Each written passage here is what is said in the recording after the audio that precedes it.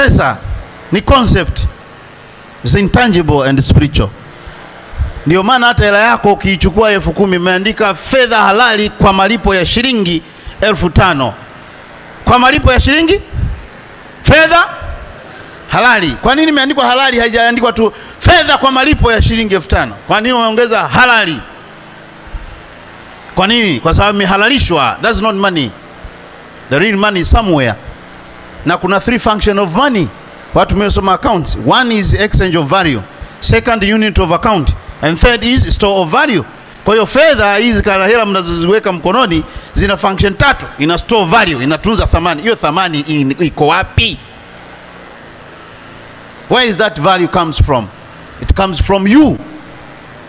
Ndio maana hapa hata ungekuwa na njaa unataka kufa, hela upati kwa sababu una njaa. Hatupati hela kwa sababu tuna matatizo. Tena fedha haitaki watu wenye shida. Kwa hiyo wewe ukiwa na shida sana unasema nitapata hela. Hata mimi tunapoajiri kwenye maofisi yetu huko, ukija kuna mmoja anakuwa unajua kaka unisaidie tu ajira, unajua ndugu mimi ndio kwetu tuko peke yangu, mimi ndio nalisha familia yangu. Anasema sitaki mimi kuajiri watu wenye matatizo. Kwa sababu utakuwa ufanyi kazi unawaza matatizo ya ndugu zako. Sitaki kabisa. Unatakiwa uje ukaonekana wewe uko vizuri. Kwa sababu mimi sifanyi biashara ya kuchukua matatizo ya watu. Mimi nakuleta wewe utatue matatizo ya kwenye kampuni na wanadamu, tupate hela. Wewe unaniletea matatizo ya nyumbani kwako. Pesa haitaki watu wenye shida. Pesa inahitaji watu wenye solution. It's a formula. Ukiwa na solution pesa inakaa. Huna solution inaondoka.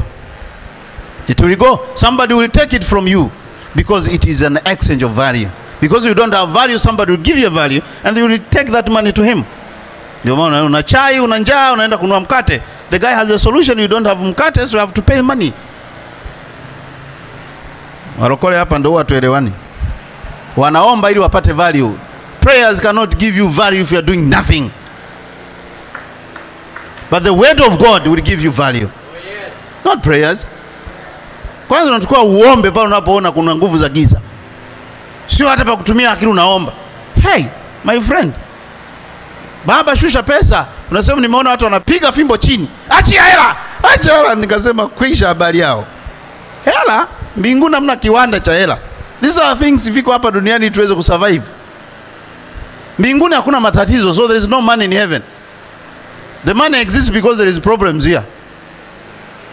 Unaitisha eti Mungu shusha hela. Hela mbinguni hakuna hela. Yaani mambo yetu hapa duniani. So use your brain properly. Na Mungu hawezi kupa hela kwa sababu ashakupa. Ndio maana nimekuandikia hapa talent is equal to value is equal to money. That talent is the really money God gave you. So use it properly. Ndio maana Mungu anazungumza katika nadhani Mathayo 25. Anasema kuna watu watatu nadhani walipewa talanta. The talanta hela. Mmoja alipewa 5, mwingine 2, mwingine 1. Mmoja alipewa 5 akaenda ka produce. Mwingine alipewa 2 aka produce. Mmoja akasema nilijua wewe ni mtu mgumu. Unavuna usipopanda, kwa hiyo nikaficha. Ambia wewe mfanyakazi mpuzi kabisa. Nyang'anya yeye, mpe yule aliyezalisha nyingi.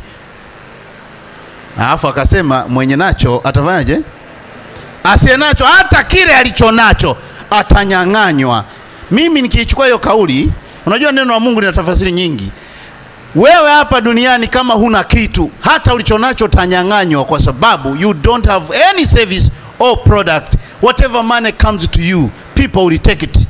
Because unahitaji kusurvive, unahitaji huduma, unahitaji na kila kitu. So a man's talent is a spiritual gift and that is the really money.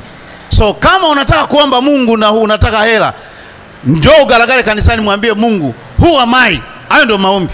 Sio Mungu nipe hela. What kind of prayer is that? Mungu aishaka kupa vitu. Biblia inasema alipaa juu akateka mateka akawapa wanadamu nini? Vipawa. Aliwapa vya nini sasa? Alafu bahati mbaya vipawa tulivyopewa vimeuliwa na education system. Na graduate huwezi kuona tatizo. Mimi hapo kinifuata hapa na business idea chungu mzima. Nakuwa nachagua tu. Hii kitiki nikimaliza naanzisha nyingine. Yeye amejaa. Lakini mwingine haoni. Anasema mimi nataka niwe na mtaji. Mimi nimeanzisha wazo juzi la kunipa almost 2 bilioni kwa mwaka kwa mtaji wa milioni 10.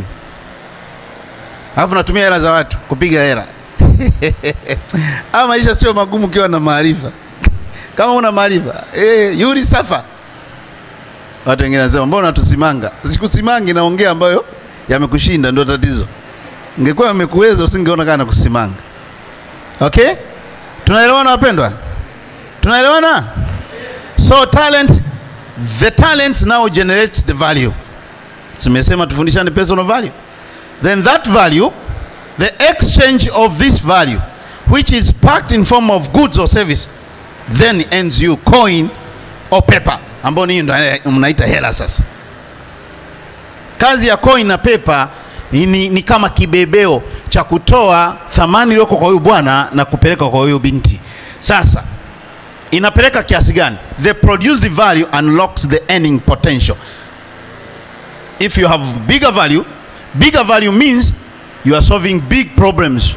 Big problems doesn't mean a big problem facing one person. Big problem means a problem which everybody anayo. Yani the more unatatua matatizo ya watu wengi, the more unatengeneza pesa. And you can do that through digital transformation. Ndio maana mimi natumia biashara zangu zote mimi natumia digital. I can monitor my business nikiwa nimekaa nyumbani. Why? Kwa sababu Afrika digitalization bado tuko mbali. Na hela ziko kwa maskini. Because maskini wako wengi. But their purchasing power is very low. So what do? You use your brain and technology to take their small amount of money. Because there are so many, you get a lot of money. Unafikiri hawa makampuni ya kina Bakresa wanauzia kina nani bidhaa? Maskini. Unaona? Shingapi hiyo? Hiyo shingapi? 200. Lakini wewe nikikwambia anzisha biashara ya kuuza vitu vya 200 unakubali? Si unakataa? Yani 200 tapata faida gani? No. Lazima ujue volume and quantity, volume. Unawauzia wangapi?